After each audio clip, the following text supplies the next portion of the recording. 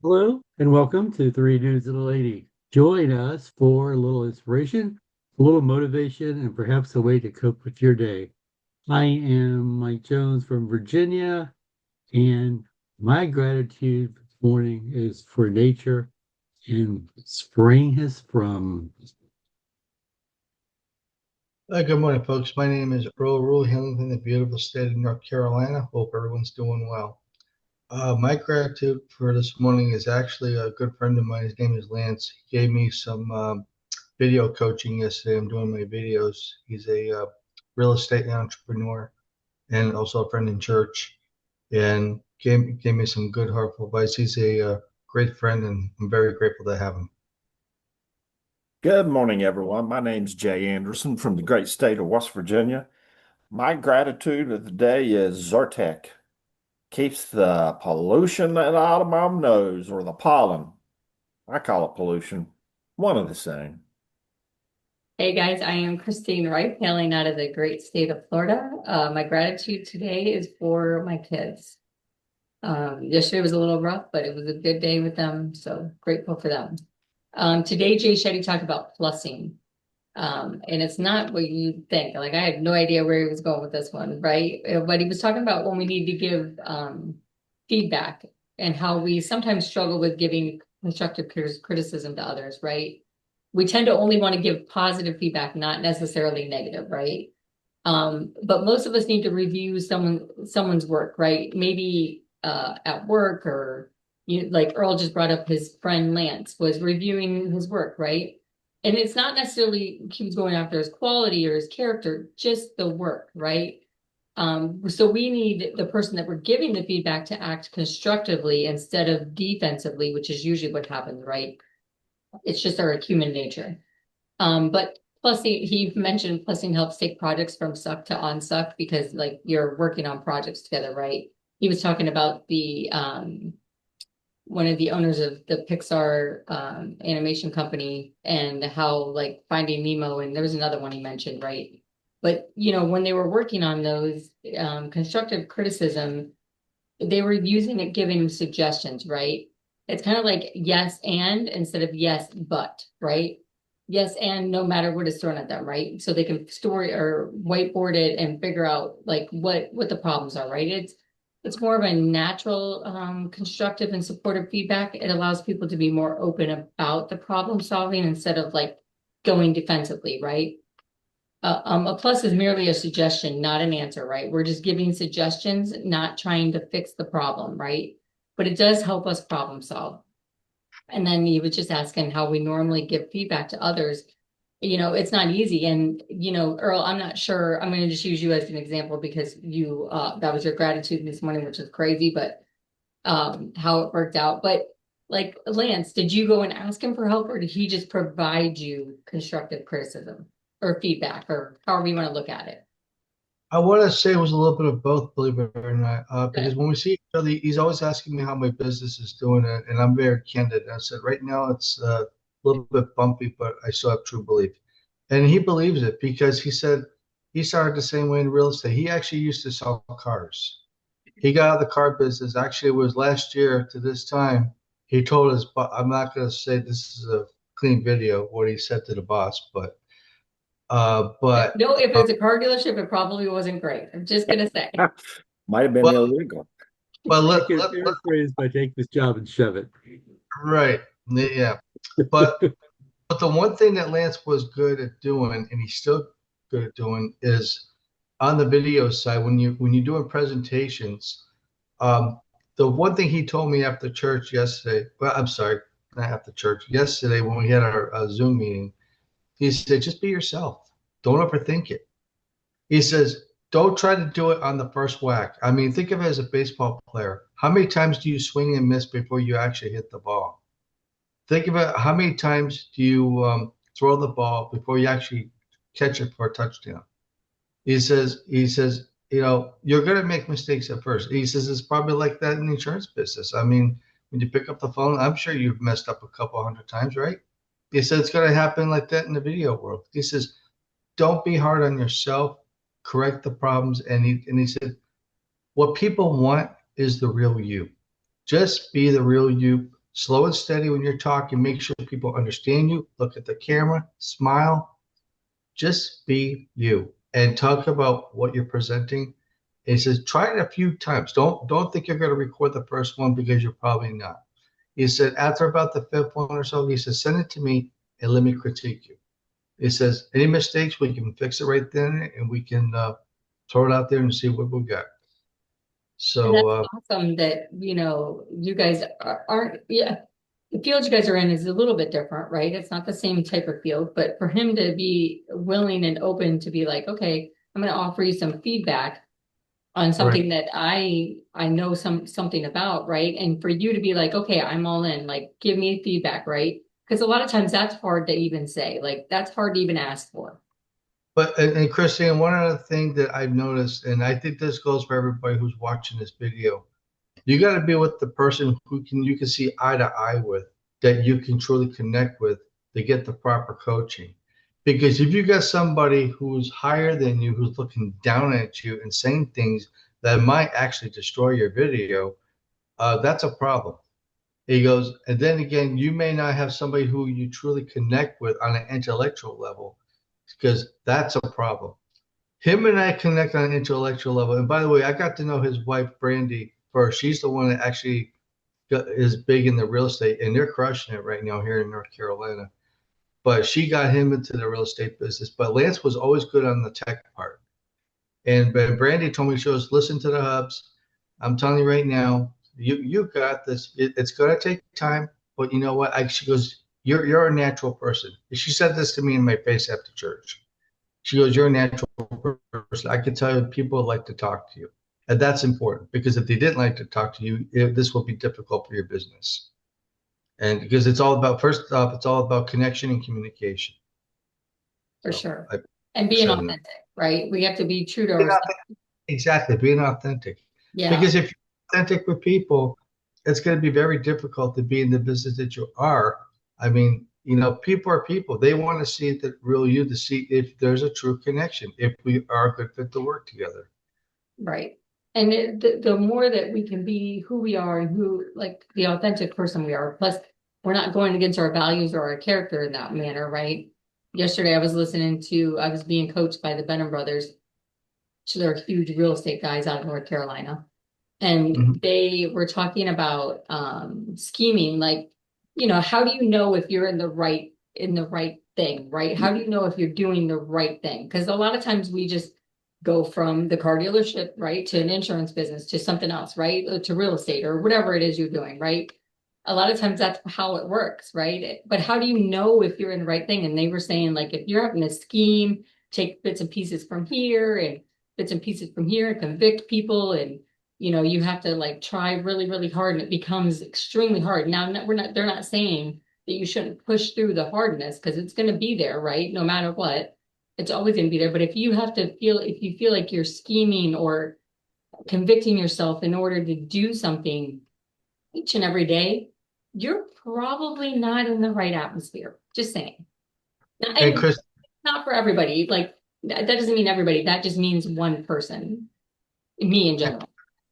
let me just add one more thing before I let Mike. That was the positive way to end that statement there, Christine. Right. Well, because it affected me a lot yesterday. It convicted me a lot. I was like, wow, okay.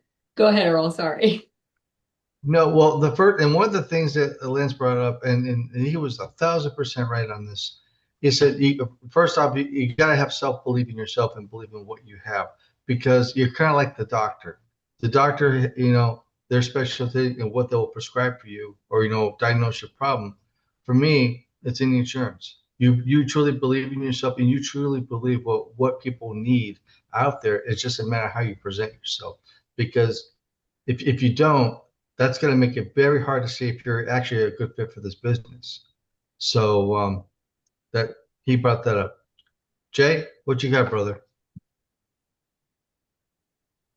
Well, I think plussing is an absolute smart way to communicate. You'll get more out of it by doing it.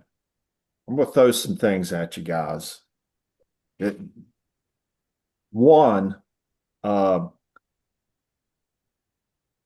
I think yesterday, as early as yesterday, I said, Earl, I disagree with you.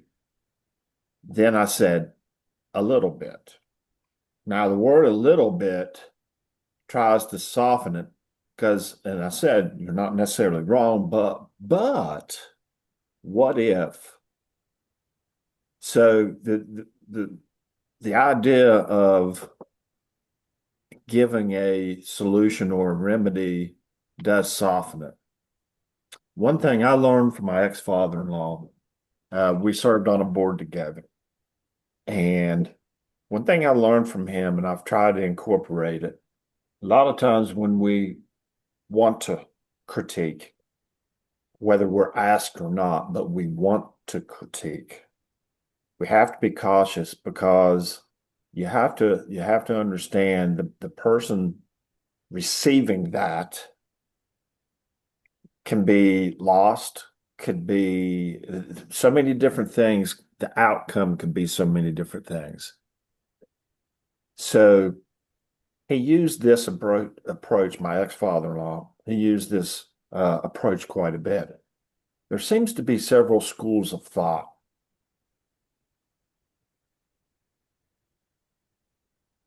He would stop. Just a little pause made people, it drew, first of all, drew the attention. Then he stopped. Then he would take maybe a comment that was just made and said, that is one school of thought. Some other schools of thoughts. And this is where the critique came in a very indirect way, but gave the other schools of thoughts within that.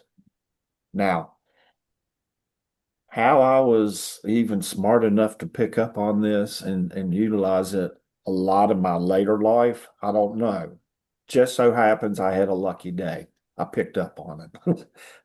So the point being is critiquing can be really easy if you make the transition easy as the person that's critiquing. The person receiving is, Earl, you said, well, I might have kind of asked for a little help or maybe some insight or whatever. When you tell someone that critique me because I need help, you kind of have to be willing to accept some people might not be good at critiquing, and you might take what they say the wrong way. You won't say anything to their face. Oh, yeah, you're right, you're right. Hang up, get off the Zoom, do whatever. That son of a, that's not right. It's very easy. But if you ask to be critiqued, just understand nowadays people don't hold back. Now, there was a time in life back in the 50s, critiquing was totally different than the way it is now, for sure. Just put it out there on social media, and I'm sure you'll get 100 different answers. Oh, yeah, you really And want none to of them critique. none of them might not even work for you. And the crazy part, asking for a friend for yourself to get critiqued, that's about as smart move as I've ever seen. Come on, folks. Well, Asking for a friend.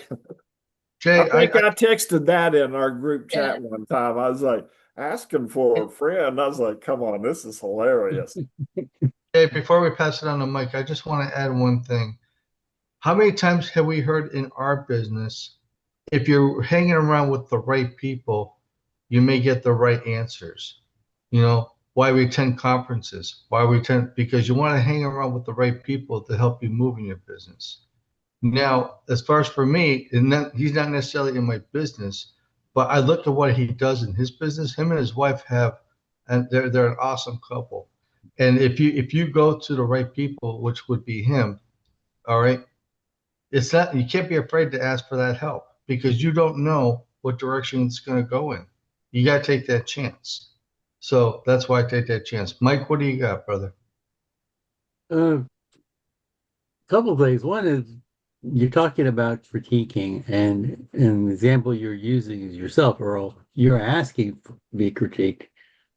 Most criticism is unsolicited. So You, Most of it. yeah. So you got to be in the right frame of mind to receive it, even if it does come with a suggestion. And it's like the old saying, never bring me a problem without a solution, or don't bring me a problem without being able to listen to a solution at least. And the other expression I learned many years ago is earn the right to advance, Mhm. Ooh, meaning there you go. you got to have a conversation and kind of get on an even keel. Um, Interesting though, he Jay Shetty mentioned the movie Inside Out. Yeah. Well, a lesser known Pixar movie, but very significant in this conversation, I think, because it's about a teenage girl's emotions all working against each other at first and then working together to solve a solution, solve a problem. So, Yeah. um, And I thought it was weird that he brought up that movie too. That's why I couldn't even remember it. Even though I watched them and yeah. they're spot on with the teenagers. If anybody out there has teenage girls, you understand, like this movie is spot on for sure. But like, Exactly. like he brought up that like if we're working together on an ultimate goal, right? If you're all on a team together and we're all working for the same thing, I guess as long as like you may be solving problems, but is anything progressing? That's the other part to it is are we progressing or are we just stagnant and stuck and we're not moving? Like someone's saying, we're doing all these things, right? As a collaborative, but are we actually moving forward or all the work that we're doing in the background, is it just getting buried? Because that's the other part too, problem solving, constructive criticism, because I've been in L10 meetings, which are like high level meetings, right? Where, we didn't get anything accomplished. We Oh, problem solved, we Yeah. whiteboarded, we did all the things, but it never moved. yeah. We stayed, right? So that's the other problem with, if you're problem solving and, like and you keep doing this over and over and over again, but nothing is progressing. Nothing is like, it's just there. Yeah, if you're not going to implement it, you're wasting your time. Exactly. Exactly. Yes. If we're willing to problem solve, we're willing to have constructive criticism, we're willing to do all these things, but then we don't do anything about it, then we're just here, right? We're stuck in the same thing over and over and over again. It requires a little bit of diplomacy too, right? It causes what? It requires a little bit of Oh, diplomacy. for sure. Yeah. Yeah. In the And meetings, was there's it, like animals that were considered like, okay, if you're acting like an elephant or acting like there was different things, and it was basically politicking, right? Are you doing that? Because, then you're going to get thrown whatever, a horse, I don't remember what they all meant. I can't remember off the top of my head, but like in these meetings, this happened all the time. So, Part of the issue is, and the reason this is such a good topic is this is an actual resource to get past the actual critique portion of it. And that is the plussing to add on to it. And part of the downfall in today's times, as an example, we just went through a round of elections, okay, primaries, and mm, they're critiquing each other. This would be the politicians or their PACs or whichever political side or whatever. it doesn't matter, right? It doesn't matter which side. They're flat out critiquing and no solutions. So we see this, and all of a sudden that becomes the norm. So, and here's the funny part. Everybody gets excited about, oh, I can't wait till election time. I can't wait because we're going to make changes. And then all of a sudden, when election time comes and we see all these just baloney ads, and I'll call them baloney ads, all of a sudden we're like, man, I can't wait till this is over because this is ridiculous. The mudslinging and critiquing it's so far out of control. Now, having said that, the younger generation sees this, and all of a sudden, because this is on a national level, they think president's doing it, or the senators are doing it, or Congress people are doing it. That there's a sense of it's okay just to critique. I'll make this thought, and this is only a thought. This is not a critique. This is a thought. My thought is you get a whole lot further in life by being nice, by, even if it is that you're critiquing, you can critique in a way that's non-threatening, that's non-hurting, and you can do it. And I think Jay Shetty's saying, look, if you put the plus side of it and help with a remedy or a solution or whatever, it also softens the blow because you're trying to get someone to see a different direction. Offer the direction. And I believe in that. And it's something I know that back many years ago, and my wife calls it my glory days when I coached elementary basketball. The one thing that you always had to do, if it is that you're tearing down as an example, you go in halftime and the kids play poorly, okay? And you tear it down a little bit, break it down why they're playing poorly. Do that first. However, right after that, tell them about all the good things that they've done. Mm-hmm. In other words, tear down first, then bring in the positivity so that person's not left in the tear down state. So I think that's kind of what Jay Shetty is kind of throwing out there with the plussing, so to speak. Well, think about even my church is doing a thing on strengthening marriage and healthy kids and stuff like that right now. And it's amazing. They're doing a great job. But like this past Sunday was about conflict, right? In a marriage, right? We all have them. But like a lot of times with conflict, there's a lot of underlying stuff, like resentment. So Mike and I went through this, like I'm going to be full transparent here. Like we had a rough between the years of being married for 10 to 15 years. It was around that age, where we had 2 kids, a business. I was working 80 hours a week. We were both like 2 ships passing, right? And we were not well. There was a lot of resentment, right? Because I had 1 day off a week and that was Sundays. And Mike would actually have to go in and do paperwork on that day because he couldn't do it any other time because he would have to go get the kids, right? So there was a lot of like built up resentment between our relationship, and we didn't communicate about it until like it was like at the end, right? And we were like debating whether we should continue to be married or figure this out, right?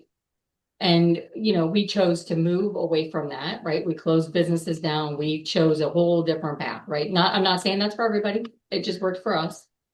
But a lot of times we don't necessarily communicate, right? We have a rule, Mike and I do, that we don't go to bed angry. Like that is one of our rules. We just don't go to bed angry, because a lot of times you go to bed angry at your spouse, you're going to wake up angry at them. And you're going to be thinking about all the things that they do negative. Like there's things in relationships that we all do that are negative, right? But if we can look more at the positive than the negative, what makes you happy about them? Because we live with these people. They're going to make us mad, right? It's just part of human nature. But look at the good side instead of the bad side. A lot of times it's easier to look at the negative than it is the positive. It always is, right? It's just our human nature, unfortunately. But just try to be positive with your spouse and provide constructive criticism, kind of like what Jay was saying earlier about, can we offer a suggestion, right? Or what if we handle it this way? Or, be a team and problem solve together. I don't know. My church is doing a great job with this. Way better than I just explained it. Well, the nice thing is you're also seeing resources given to you on a morning basis that allows you to recognize that Let's say we didn't do this the last 2.5 years. Do you think your ability just to pick that up and recognize some of the things, how good of a job he's really doing? You probably would. You're a pretty intuitive individual, Christine. But you got some tools in your bag now that allow you to say, there you go. That's good stuff right there. Right, for sure. Agreed. Folks, I think it's easy to see that we're not licensed therapists, but man, do we have fun going down this slope. Sometimes it's slippery, sometimes it's not. So that's why you have to join us and listen in to see if it's slippery or not. I encourage everybody to join us on a morning basis. We listen to the app Calm. Within that, we listen to Jay Shetty. He provides some just outstanding content. It's resources that we can use on a daily basis. So personal growth is definitely part of what we love. Join us every day. And please don't forget to like, share, and subscribe for more. Come back again soon. We'll see you. Bye. Peace.